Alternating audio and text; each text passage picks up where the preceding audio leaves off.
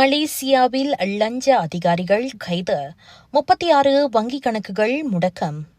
லஞ்சம் வாங்கியதாக 11 MACC அமலாக்க அதிகாரிகள் கைது செய்யப்பட்ட விவகாரத்தில் 3.1 மில்லியன் வெள்ளி வைக்கப்பட்டிருக்கும் 36 வங்கிக் கணக்குகளை முடக்க மலேசிய லஞ்ச ஒழிப்புத்துறை விண்ணப்பம் செய்துள்ளது. நாட்டில் லஞ்ச ஊழலை ஒழிக்க ஆபரேஷன் ப்ளீச் எனும் சிறப்பு நடவடிக்கை ஒன்றை மலேசிய லஞ்ச ஒழிப்பு ஆணையத்தின் MACC புலனாய்வு பிரிவு எடுத்து வருகிறது. அந்த நடவடிக்கையின் கீழ் அண்மையில் 11 அமலாக்க அதிகாரிகள் கைது செய்யப்பட்டனர். அவர்களில் ஒருவர் ஓய்வு பெற்ற அதிகாரியாவார். வெளிநாட்டு ஊழியர்களை முறைப்படுத்துவதற்கான திட்டத்திற்கு RTK விண்ணப்பம் செய்வதன் தொடர்பில் அந்த 11 அதிகாரிகளும் லஞ்சம் பெற்றதாக கூறப்பட்டதை தொடர்ந்து அவர்கள் கைதாகினர். கைதானவர்கள் அனைவரும் 30 முதல் 50 வயது இடைப்பட்டவர்களில் 4 பெண் அதிகாரிகள்.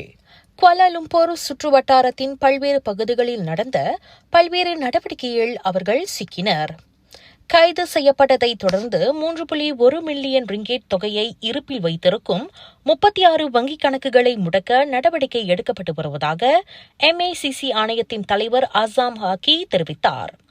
லஞ்சம் வாங்கிய விவகாரத்தில் 4 கார்கள், 5 மோட்டார் சைக்கிள்கள், தலா 0.3 கிராம் எடையிலுள்ள 2 தங்க கட்டிகள், 7,000 ரிங்கேட் மதிப்புள்ள 4 நகைகள், 1,16,702 ரிங்கேட் ரொக்கம் ஆகியன கைப்பற்றப்பட்டதாக அவர் கூறினார்.